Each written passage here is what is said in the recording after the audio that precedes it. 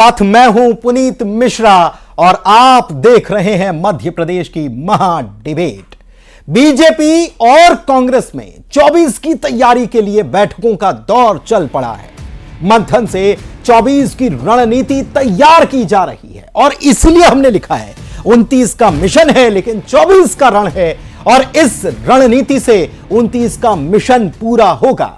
दावे तो दोनों ही तरफों से किए जा रहे हैं, बीजेपी कांग्रेस दोनों ही तरफ से, लेकिन किस में दम है और कौन बेदम है ये तो आने वाले नतीजे ही बताने वाले हैं। तो कांग्रेस लगाए जोर और बीजेपी मांगे मोर।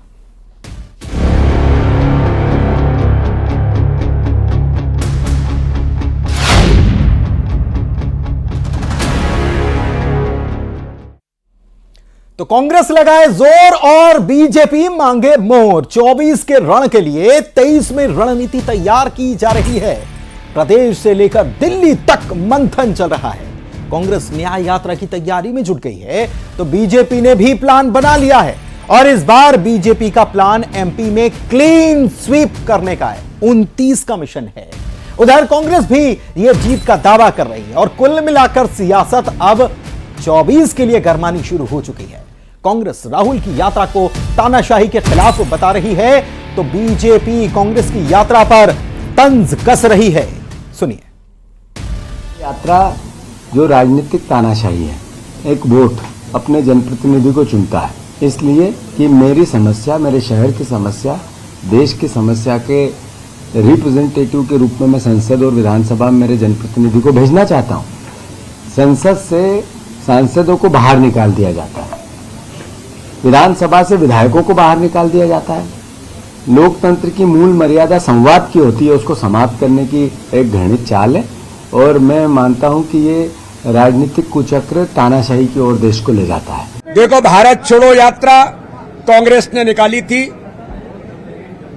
श्रीमान राहुल गांधी उस यात्रा का नेतृत्व कर रहे थे। जहां जहां पैर पड़े संतन के, संतन का अर्थ मतलब दूसरी बात कह रहा हूं मैं, जहां जहां पैर पड़े राहुल के वहीं वहीं मंटा ढार। जहां जहां गए थे वहां वहां जमानतें जब्त हो गई हैं। जोड़ना तो छोड़ दो, कांग्रेस छोड़ दी लोगों ने और ये न्याय यात्रा की बात कर रहे हैं।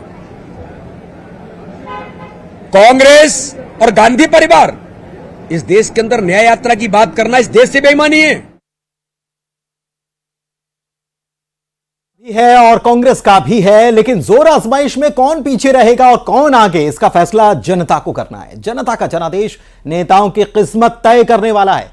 चलिए महा डिबेट के सवालों पर अब डाल लेते हैं नजर। तो पहला सवाल क्या है? पहला सवाल अब ये स्क्रीन पर नजर आएगा कि पहला सवाल है क्या, क्योंकि 24 का रण और 29 का मिशन जो है उसकी बात हो रही है और ऐसे में 29 का मिशन कैसे पूरा होगा, क्योंकि बीजेपी और कांग्रेस अपने अपने तरीके से अपनी अपनी जमावट करने में जुटे हुए हैं। तो 29 का मिशन किसे मिलेगा? जनादेश। किसे जनादेश मिलेगा यह जनता को तय करना। आज का पहला सवाल यह है। दूसरा सवाल क्या है? दूसरा सवाल है न्याय यात्रा से क्या 24 की रणनीति बनेगी? दूसरा सवाल यह उठ जाता है क्योंकि कांग्रेस न्याय यात्रा निकालने जा रही है। तीसरा सवाल क्या है? तीसरा सवाल जो है बीजेपी और कांग्रेस से जुड़ा हुआ ही है कि बीजेपी वर्सेस कांग्रेस, जनता किसके साथ है? बीजेपी और कांग्रेस के बीच मुकाबला एक बार फिर से होने वाला है क्योंकि विधानसभा के चुनाव हो चुके हैं, अब लोकसभा चुनाव की बारी है और इसी पर आज हम कर रहे हैं चर्चा। हमारे खास मेहमान हमारे साथ जुड़ चुके हैं। सबसे पहले सबका स्वागत कर लेते हैं, सबका परिचय करा देते हैं। दिनेश गुप्ता जी हमारे साथ वरिष्ठ पत्रकार के तौर पर जुड़े हुए हैं। दिनेश जी आपका बहुत स्वागत। कांग्रेस की तरफ से हमारे साथ मिथुन अहिरवार जी जुड़े हुए हैं। मिथुन जी आपका भी बहुत स्वागत। रामेश्वर धाकड़, आप राजनीतिक विश्लेषक हैं। रामेश्वर जी बहुत स्वागत करता हूं आपका। यश भारती सपा से हमारे राष्ट्रीय प्रवक्ता जुड़े हुए हैं। यश जी आपका बहुत स्वागत। और साथ ही में अजय धवले जी बीजेपी के प्रवक्ता हैं। अजय जी आपका भी बहुत स्वागत। सबसे पहले मैं आप ही के पास आ रहा हूं। आपने आज जो प्रदेश अध्यक्ष है उन्होंने कहा कि हमारा टारगेट 51% वोट शेयर हासिल करने का है। यह क्यों रखा गया है? जी देखिए, भारतीय जनता पार्टी अपने जो संकल्प होते हैं, अपने जो टारगेट होते हैं उसी अचीव करने में विश्वास रखती है। और हेलो जी सुन पा रहा हूं। हेलो। जी जी बोलिए सर। एक मिनट, मेरा ऑडियो डिस्कनेक्ट है। मैं ठीक है, चलिए आवाज नहीं मिल पा रही, कोई बात नहीं। मिथुन जी के पास चलते हैं। मिथुन अहिरवार साहब, कैसी तैयारी है, क्योंकि अभी अभी झटका लगा है।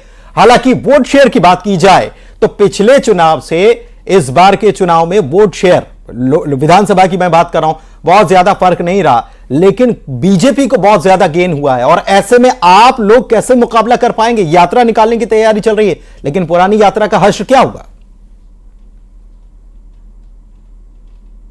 के परिणाम हमारी आशा के अनुरूप नहीं रहे हैं, लेकिन मैं अपने कार्यकर्ताओं से और मध्य प्रदेश की वो जनता जिसने कि 1.25 करोड़ कांग्रेस पार्टी को वोट दिए हैं, उनको पहले तो मैं धन्यवाद देना चाहता हूं। साथ ही साथ एक आंकड़ा भी उनको सामने रखना चाहता हूं कि मध्य प्रदेश की 29 लोकसभा की जो सीटें हैं उसमें सभी लोकसभाओं में 8 विधानसभा सीटें आती हैं। केवल छिंदवाड़ा और जो सतना है उसको छोड़ करके दोनों में 7-7 विधानसभा सीटें आती हैं। जब आप इनकी जो वोट मिले हैं उसका जोड़ करते हैं तो प्रति लोकसभा में आप देखें, मुरैना में हमें 19,000 वोट ज्यादा मिला है, हमें भिंड में 6,000 वोट ज्यादा मिला है, हमें ग्वालियर में 23,000 वोट ज्यादा मिला है, हमें मंडला में 16,000 वोट ज्यादा मिला है, हमें छिंदवाड़ा में 97,000 वोट ज्यादा मिला है। साथ ही साथ धार, बालाघाट और खरगोन ये 1,500, 3,000 और 4,000 के मार्जिन से हमने हारी। मतलब 8 लोकसभा ऐसी सीटें हैं जिन पर हम आज की स्थिति में विन कर रहे हैं, आज के परिणाम के आधार पर। और अभी तो माहौल बनना बाकी है। वो देश, जी मैंने 5 बताई है जिसमें हम विनिंग,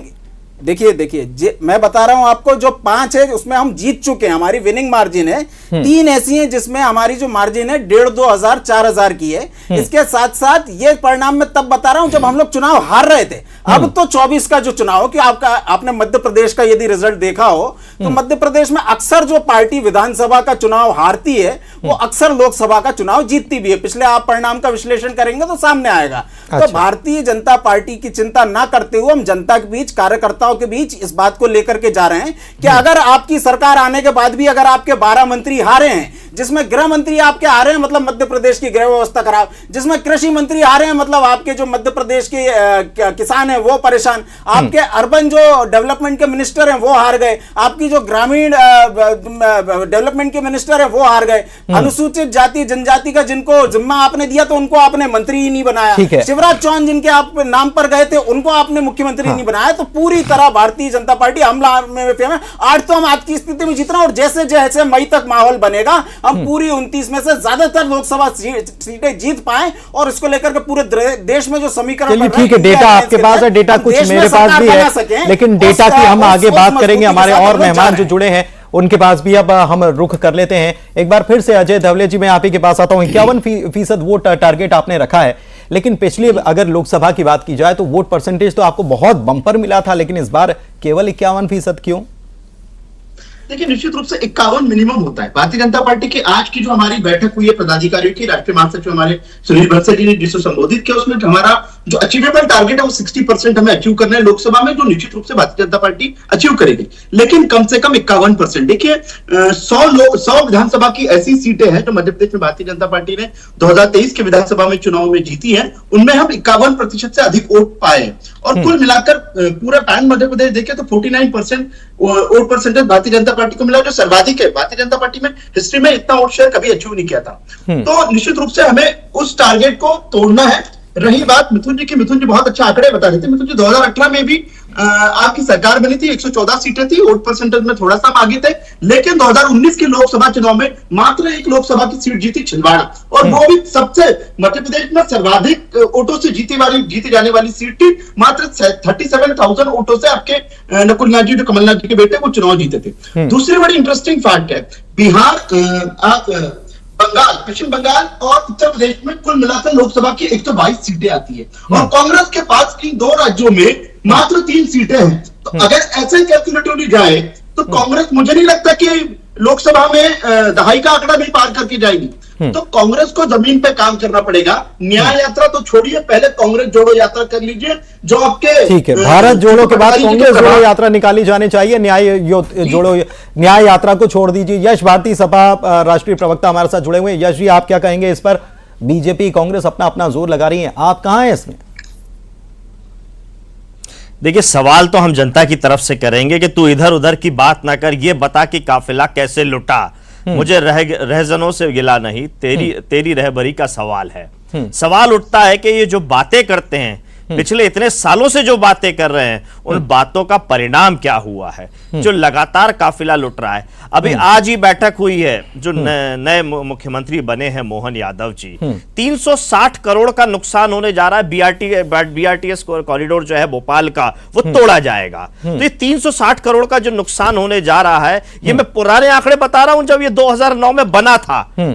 अगर उस पर ब्याज जोड़ेंगे, क्योंकि प्रति व्यक्ति 40,000 का कर्जदार तो हर व्यक्ति हो चुका है। जो नया बच्चा जन्म ले रहा है मध्य प्रदेश में, वो भी 40,000 के कर्जे के साथ पैदा हो रहा है। तो ये 360 करोड़ तो केवल एक मात्र उदाहरण है। जैसे हंडिया में से चावल देखा जाता है ना, एक दाना कैसा पका है, वो ये सरकार का बताता है कि इन्होंने लगातार किस तरीके के शासन किया है। और मोहन यादव जी ने अभी ग्वालियर में जाके 200 करोड़ का अटल बिहारी वाजपेयी जी के नाम पे एक उद्घाटन किया है। क्या मूलभूत सुविधाएं देने वाले हैं? 3100 रुपए किसान को देने की बात थी, वो कब देंगे? 3000 रुपए लाडली बहनों को देने की बात थी, वो कब देंगे?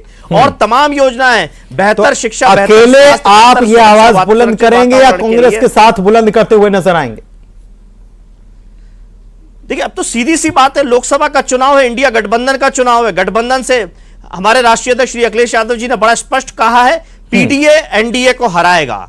हम एनडीए को हराने के लिए सब एक साथ हैं, और एनडीए को पीडीए ही हराएगा, पिछड़ा, दलित, आदिवासी, अल्पसंख्यक हराएगा।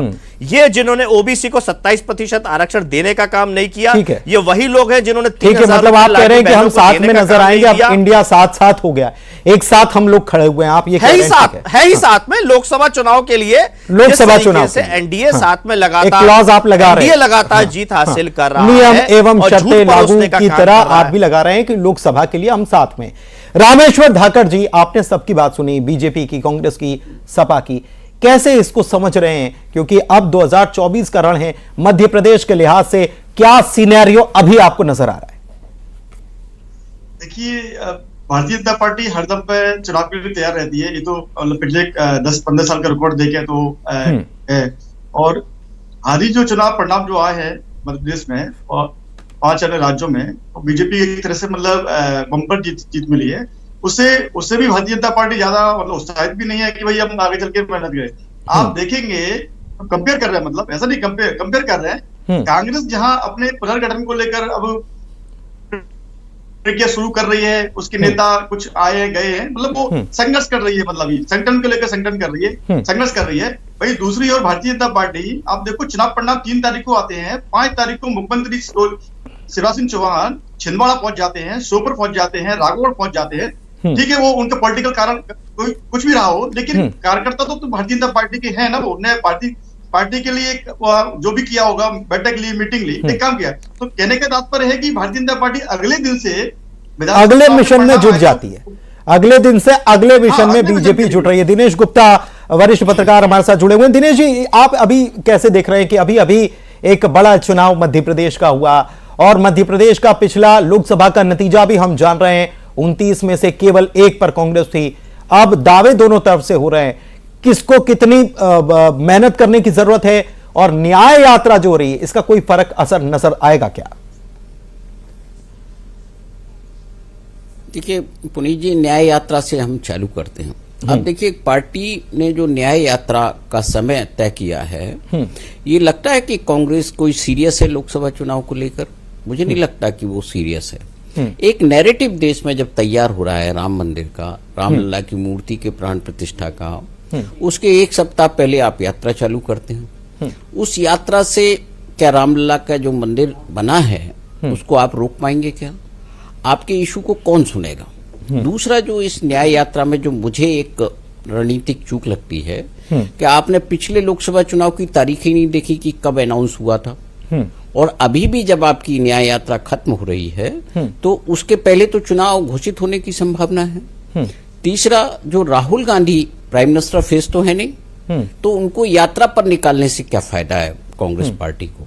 वो ये सोच रहे होंगे कि इससे कोई जो उनका वर्कर है, जो 3 राज्यों में चुनाव की में हार से वो थोड़ा सा हताश है, उसको कोई मोटिवेशन हो जाएगा। तो इसके अलावा उसमें कोई बूस्टअप मिले तो मिले, अन्यथा आप देखिए कि जो इन राज्यों की स्थिति है लीडरशिप की, वर्कर की, जब आप अच्छी स्थिति में भी, जिसे आप सबसे बेहतर स्थिति मान रहे थे, 2023 का विधानसभा चुनाव हार जाते हैं। छत्तीसगढ़ में तो आप कह ही रहे थे कि हमें कोई नहीं हरा सकता, वहां आप हार जाते हैं। हाँ। राजस्थान में तो चलिए चेंज होता है, लेकिन मध्य प्रदेश में क्या था? मतलब तो आप ये जो कह रहे परिस्थितियां हैं वो कि कांग्रेस पार्टी ओवर कॉन्फिडेंस ले डूबा छत्तीसगढ़ में, मध्य प्रदेश में भी कुछ यही हाल था। आप ये भी कह रहे हैं कि कहीं ना कहीं जो पॉलिसी बनाई जा रही है वो पॉलिसी जमीन पर काम करती हुई 24 के मद्देनजर तो नजर नहीं आ रही है।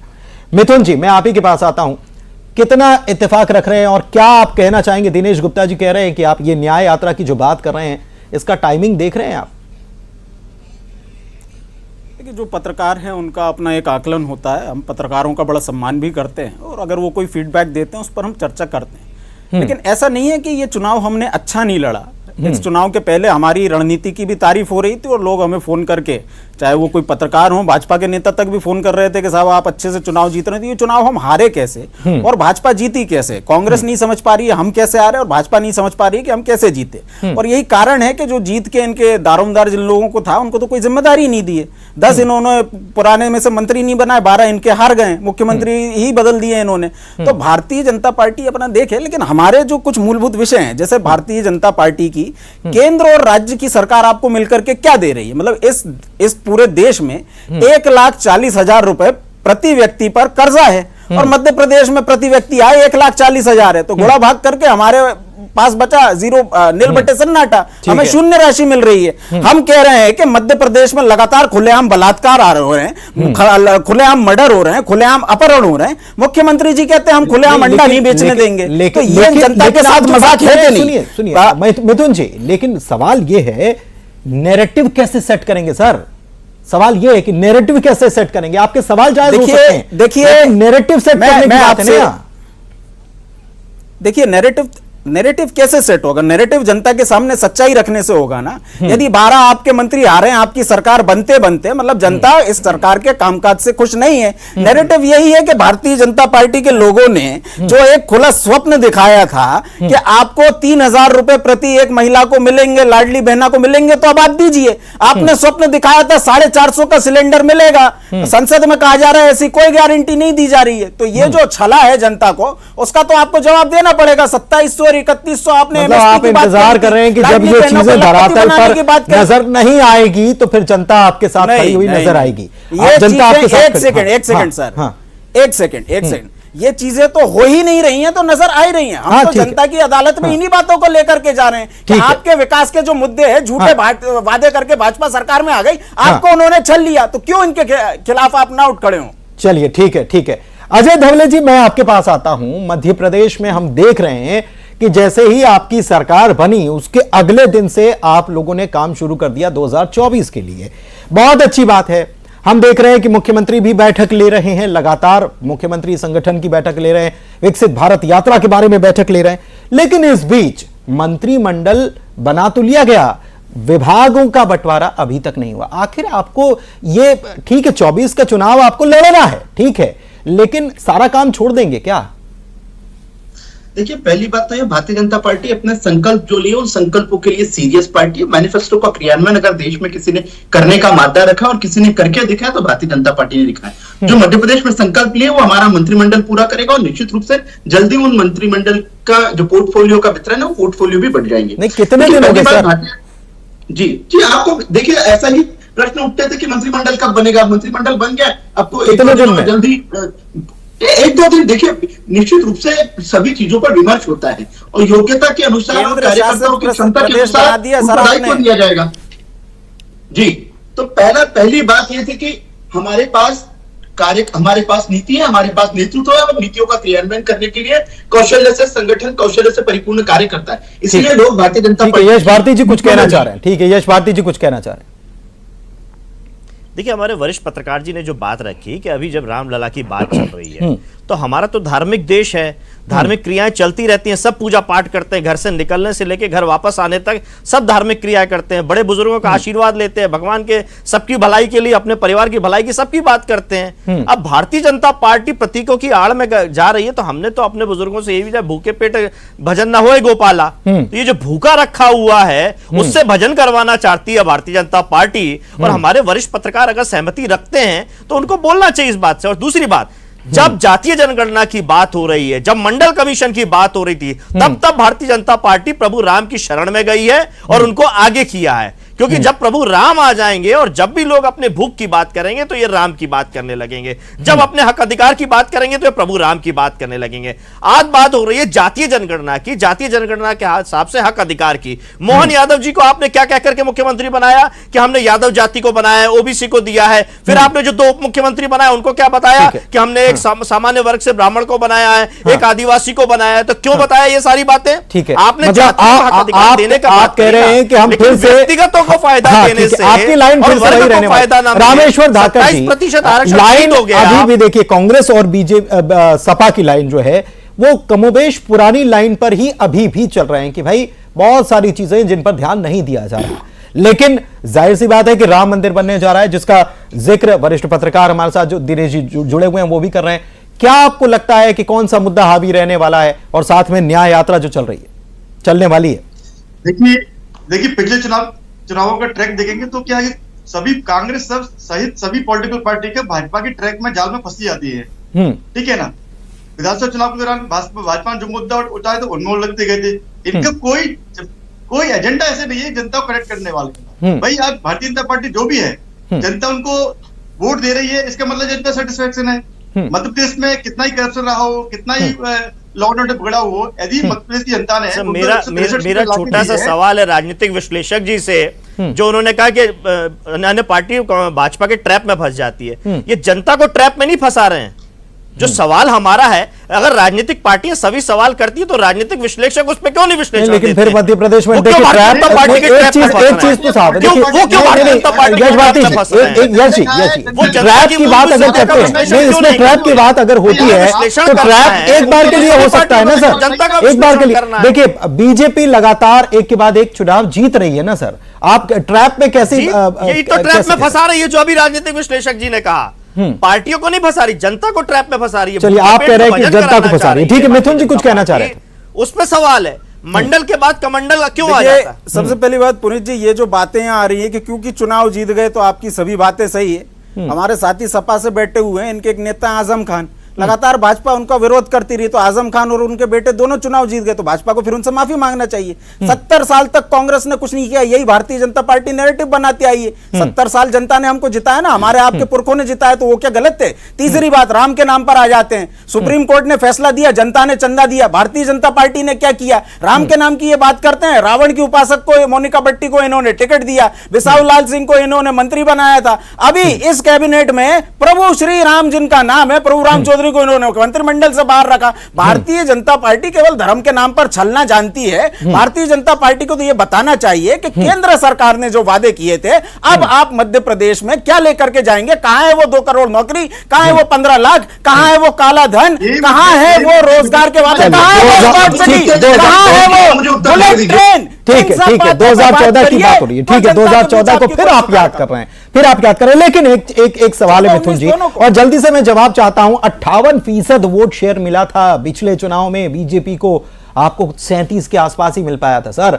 आपने अभी पिछले को रिटेन तो किया, पिछले और इसमें कोई बहुत ज्यादा फर्क नहीं है विधानसभा के लिहाज से, लेकिन अगर लोकसभा के लिहाज से देखा जाए तो बहुत ज्यादा डिफरेंस है सर। नहीं, पहली बात तो ये है कि मैं जो आप आंकड़े कह रहे हैं मैं नहीं समझ पा रहा हूं। भारतीय जनता पार्टी को मिला है इस समय 48.5, लोकसभा की बात, हाँ तो ये 7% इस बार भी बढ़ा है। देखिए इस बार के विधानसभा के चुनाव के नतीजों में 7% बढ़ा है।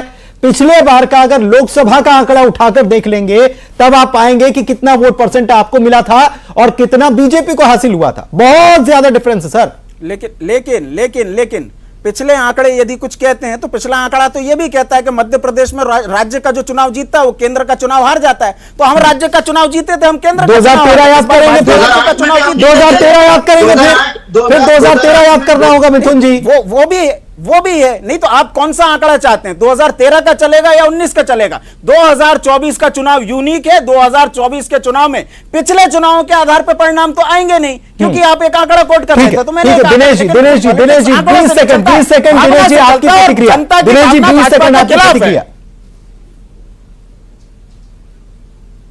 देखिए, हर जो चुनाव होता है उसका मुद्दा अलग होता है, चेहरा अलग होता है। यदि 2019 में सर्जिकल स्ट्राइक मुद्दा था तो इस बार क्या होगा? ये जो मैं बात कर रहा हूं ना कि रणनीतिक चूक जो कांग्रेस पार्टी करती है, ये उसकी बात है। आपको किसी भी परसेंटेज पर कुछ भी आप उसको इम्पोज करिए, लेकिन सवाल ये है कि आप कितनी सीटें जीतते हैं। और मध्य प्रदेश में भी आप देखिए, वैसे भी जो ज्यादातर जो सीटें हैं लोकसभा की, वो भाजपा जीतती है। चलिए ठीक है, बहुत शुक्रिया आप सभी मेहमानों का हमारे साथ आज चर्चा में शामिल होने के लिए। और इसी के साथ मध्य प्रदेश की महा डिबेट में आज के लिए बस इतना ही। दीजिए इजाजत, खबरों का सिलसिला लगातार जारी है एक छोटे से ब्रेक के बाद।